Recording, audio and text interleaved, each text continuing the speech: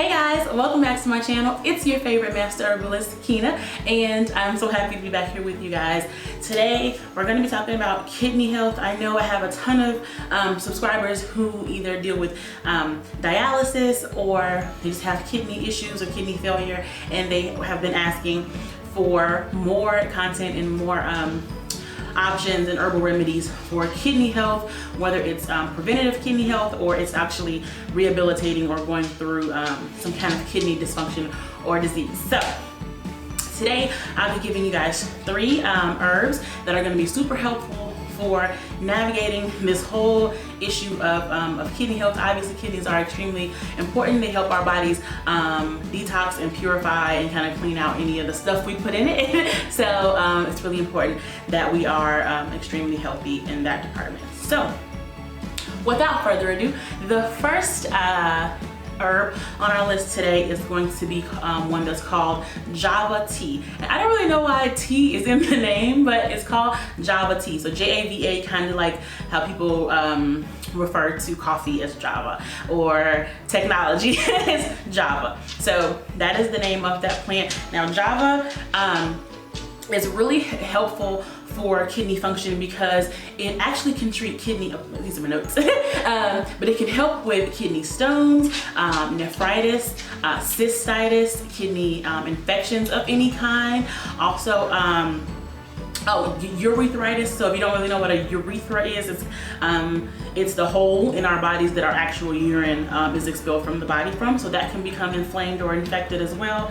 And it's just an overall kidney renal tonic. So if you have any kind of renal issues or renal dysfunction, then Java tea is going to be extremely helpful for you. For this plant, we're going to be using the leaf. So when we use the leaf, you know that you guys can make a tea. So that's always the most simple and easy ways is when we can get lucky, and part of the plant that we can use is the leaf, because then you can just make a regular cup of tea. So once you have your Java leaf, you're gonna go ahead and use 1 to 2 teaspoons per cup of water. Let it steep like you would any other cup of tea, and you can drink that up to 3 times a day. Now, remind you, when we're talking about herbs or medicines that are good for our renal health, they can be diuretics. So it may make you go pee a lot, but just know that it's working if that's what you're using. So I just wanted to make sure that you guys know that that's the disclaimer. You're gonna have to pee, guys.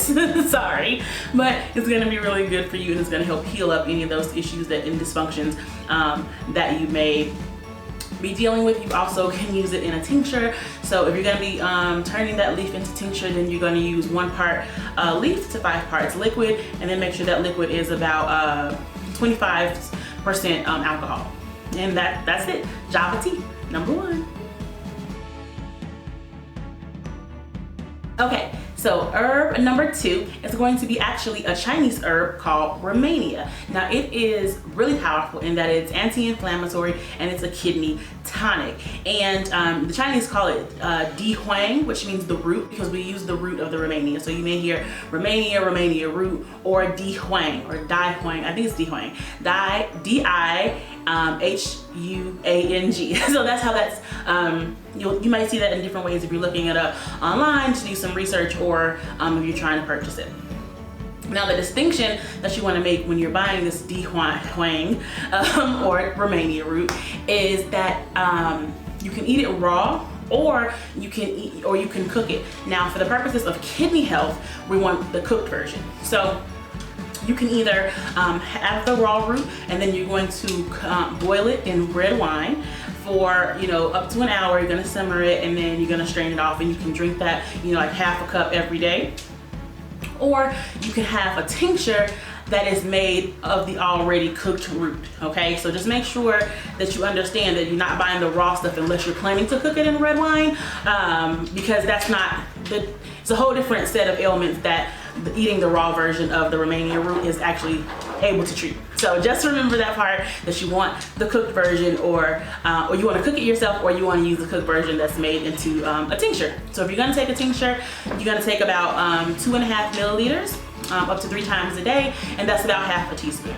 If you're gonna make it yourself, make sure like you already have the cooked version, which is called Shu Di Huang. That's the cooked version, and then Sheng, S-H-E-N-G, Huang is the raw version.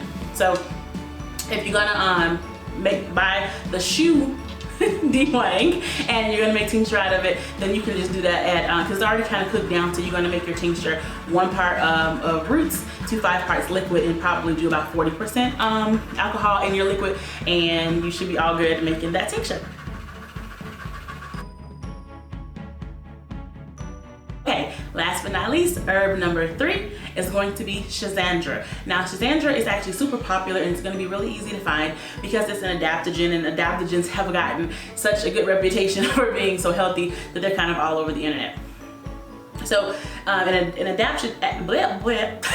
adaptogen is any kind of herb that essentially helps your body deal with stress. So any kind of stress on the body. So in this case, we're talking about stress on your renal system, your kidney system. Oh my gosh, do y'all hear that thunder? That's crazy. But it's any kind of stress on the body. So adaptogens are just super helpful for a myriad of health concerns and conditions in the body. So they're really good overall to just take and have in your system. But we're going to be using it for these purposes. Now, Schizandra is, like most adaptogens, it's anti-inflammatory. It's a liver tonic, and also is a kidney strengthener. So if you're finding yourself having some kidney weakness or dysfunction, it's really going to be able to tone up and strengthen your kidneys. Now, what's a funny side effect that some people experience is increased sex drive. Now, that's your business. But I know that's not what we're looking for, but hey, that might be a happy accident. Who knows? But Schizandra is like really, really helpful. Now, the part of the plant that we're going to use for Schizandra is going to be the berries. So there's going to be the fruit. So because we're going to be using the dried fruit, then this has to be either a decoction or a tincture. So as we talked about in some other videos, a decoction means to actually boil the herb in hot water for about 15 or 20 minutes, strain off the herb, and then be able to drink it up to 3 times a day. Now, if you're going to be doing that, you know, that's perfectly fine. You can add a little sweetener and drink it down. You're all good. You usually do about 1 to 2 teaspoons of berries per cup of water that you put into your boil. So super simple there. And then if you want a tincture because you want to be able to take it with you, have it on the go, take it, you know, to work, things like that, or just have ease of use without doing all the boiling and everything, then tinctures are always a really good option. And if you're going to be making a tincture, it's 1 part berries to 5 parts liquid, and then your liquid should be about 40% alcohol. So that is how you make a tincture. And if you